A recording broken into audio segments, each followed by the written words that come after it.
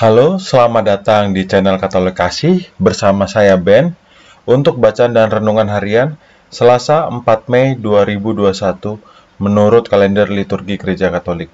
Selamat menonton dan mendengarkan. Terima kasih. Bacaan pertama kita ambil dari Kisah Para Rasul bab 14 ayat 19 sampai 28. Waktu Paulus dan Barnabas di kota Listra, datanglah orang-orang Yahudi dari Antiokhia dan Ikonium, dan mereka membujuk orang banyak memihak mereka. Lalu mereka melempari Paulus dengan batu dan menyeretnya keluar kota, karena mereka menyangka bahwa ia telah mati. Akan tetapi ketika murid-murid itu berdiri mengelilingi dia, bangkitlah ia lalu masuk ke dalam kota. Keesokan harinya berangkatlah ia bersama-sama dengan Barnabas ke Derbe. Paulus dan Barnabas memberitakan Injil di kota Derbe dan memperoleh banyak murid. Lalu kembalilah mereka ke Listra, Ikonium, dan Antiokhia. Di tempat itu, mereka menguatkan hati murid-murid dan menasihati mereka supaya mereka bertekun di dalam iman.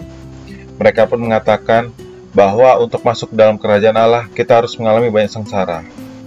Di tiap-tiap jemaat, rasul-rasul itu menetapkan penatua-penatua bagi jemaat setempat, dan setelah berdoa dan berpuasa, mereka menyerahkan penatua-penatua itu kepada Tuhan, yang adalah sumber kepercayaan mereka. Paulus dan Barnabas menjelajahi seluruh Pisidia dan tiba di Pamfilia. Di situ mereka memberikan firman di Perga, lalu pergi ke Atalia di pantai.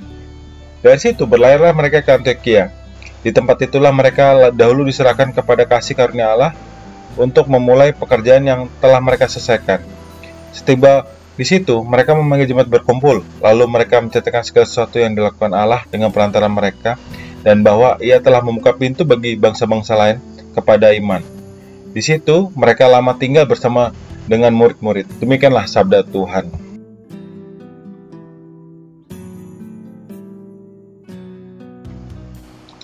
Untuk bait pengantar Injil, kita ambil dari Lukas bab 24, 46-26.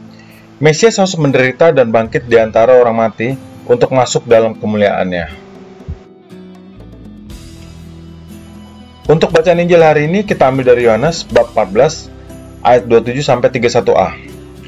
Dalam amanat perpisahannya, Yesus berkata pada murid-muridnya, "Damai sejahtera aku tinggalkan bagimu, damai sejahtera aku kuberikan kepadamu, dan apa yang kuberikan tidak seperti yang diberikan oleh dunia kepadamu.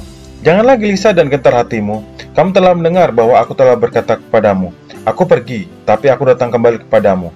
Sekiranya kamu mengasihi aku, kamu tentu akan bersukacita, karena aku pergi kepada Bapa-Ku, sebab Bapa lebih besar daripada aku.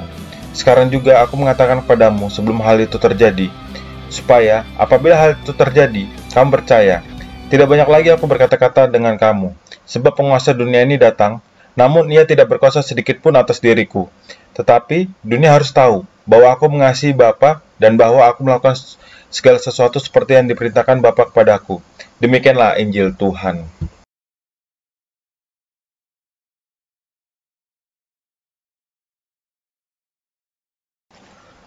Untuk renungan hari ini yang berbunyi seperti berikut. Siapa yang tidak menginginkan kehidupan dengan penuh damai, ketenangan dan kebahagiaan? Seringkali kita merasa gelisah, takut, bimbang, dan merasa tidak damai karena ancaman perang, konflik, kekerasan, perseteruan, iri hati, dendam, dan sebagainya. Belum hilang dari ingatan kita, konflik-konflik sosial yang melanda sejumlah daerah yang mengakibatkan tidak hanya kerugian material yang besar, tapi juga korban manusia. Masyarakat pun dihinggapi rasa was-was, takut, gelisah, dan tidak tentram. Dalam istilah penginjil, semua itu disebut adalah ulah penguasa dunia ini, yang di hadapan Yesus tidak berkuasa sedikit pun. Dalam situasi penuh kegelisahan karena Yesus menunjukkan tanda-tanda hendak meninggalkan para murid untuk hidup sendiri sebagai kawanan. Yesus berkata, "Damai sejahtera aku tinggalkan bagimu, damai sejahtera aku berikan padamu, dan janganlah gelisah dan gentar hatimu." Yesus memberikan sapaan damai yang meneguhkan para murid yang sedang gelisah. Dengan sapaan ini, Yesus hendak menunjukkan cintanya kepada mereka dan meneguhkan mereka bahwa Yesus akan senantiasa hadir di tengah mereka. Sapaannya menyembuhkan, ucapannya menenteramkan, seperti halnya para murid. Kita juga dipanggil untuk hidup dalam kedamaian kasih Yesus. Namun Yesus juga mengatakan, "Damai yang kuberikan tidak seperti yang diberikan oleh dunia kepadamu." Kedamaian yang ditawarkan dunia adalah kedamaian hidup yang tanpa masalah, Namun tawaran ini sesungguhnya semu semata karena tiada kehidupan dunia ini yang lepas dari masalah. Dunia di sekitar kita banyak menawarkan solusi untuk bisa hidup tanpa masalah, tetapi sedikit yang menawarkan bagaimana hidup tegar menghadapi dan menyelesaikan masalah. Untuk butir permenungan, hidup damai dalam Tuhan adalah hidup dalam kekuatan, sehingga kita tidak gentar saat hidup kita diterpa ketakutan, tidak goyah saat kita dilanda masalah. Dengan demikian, hidup dalam damai Tuhan tidaklah berarti hidup tanpa masalah, tapi hidup dalam kekuatan dan keteguhan menghadapi masalah itu. Warta damai dan sukacita inilah yang disampaikan juga oleh Paulus dan Barnabas sebagai perbuatan kasih Allah di kota-kota yang mereka datangi.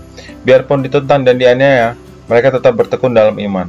Hasilnya ialah pintu iman dibukakan bagi bangsa-bangsa lain, bagi semua orang yang berkehendak baik.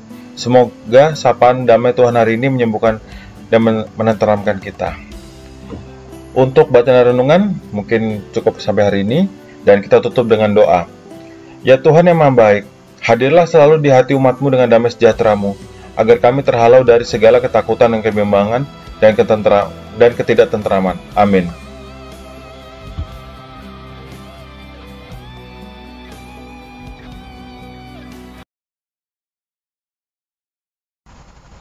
Demikianlah bacaan dan renungan hari ini. Mohon bantuan support channel Katolik Kasih supaya makin berkembang dan pelayanan berkah dalam Gusti. Terima kasih.